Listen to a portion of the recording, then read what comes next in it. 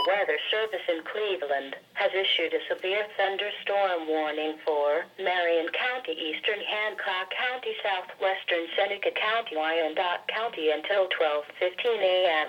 At 11:29 p.m., National Weather Service Doppler radar indicated a line of severe thunderstorms capable of producing damaging winds in excess of 60 miles an hour.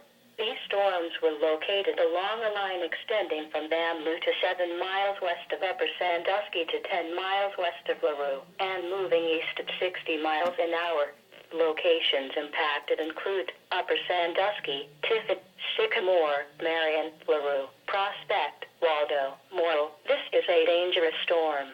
Seek shelter inside now and stay away from windows.